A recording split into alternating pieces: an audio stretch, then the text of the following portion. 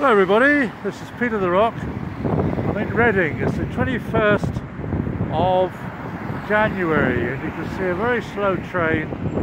Well, it's not a slow train, it's a train that's going slowly, travelling into Reading station. But the point of this video is this building here, this edifice, which glorifies in the name Reading Bridge House.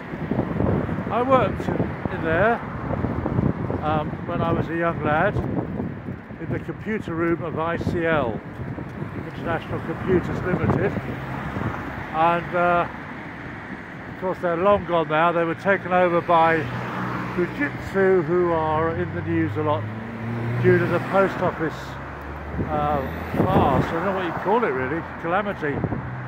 Anyway, nothing to do with me. I worked for ICL. I left them a very, very long time ago, decades.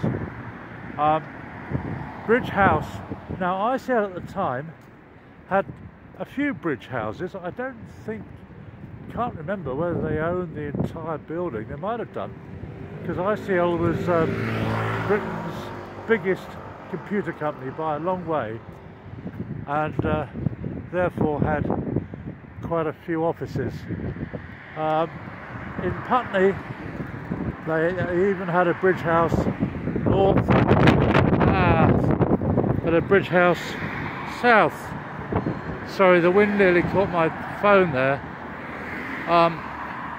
The interesting thing of this trip down memory lane to Bridge House is A, the building is still standing, and there is a train going very slowly into Reading station,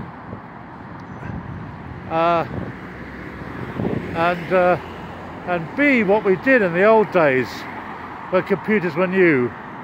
I worked on something called a 1901,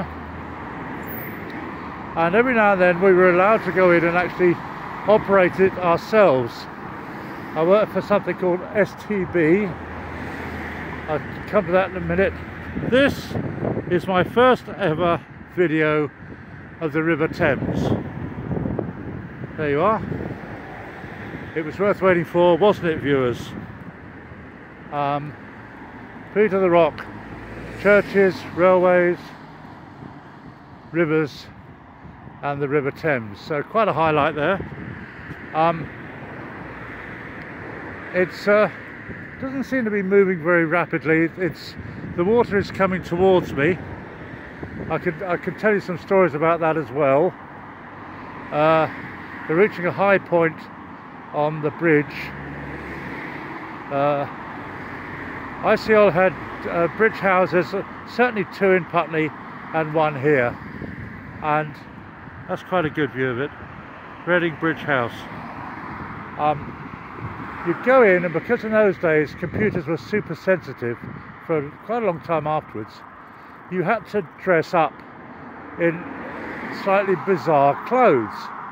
These were a sort of nylon coverall, and you had to wear a nylon hat and a nylon overshoes. So you're almost like a spaceman wandering into the computer room with your paper tape. You give it to the operator and you say, "Hello Bert, could you load this program please?" And he'd say, "Yeah, all right, in a minute." And he'd load your program in and run it, press start or whatever, and then you'd run the program and test it and see what the expected results were, see if they were the same as the actual results.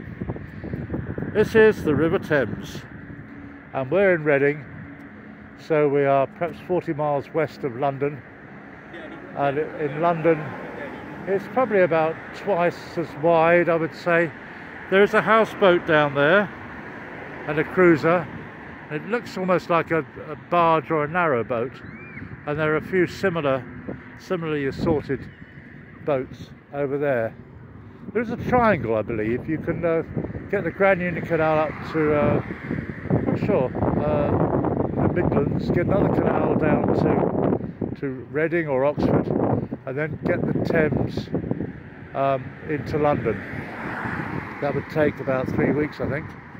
Don't people do that? But it's a great place. It's great to come back to Reading Bridge House after all these years.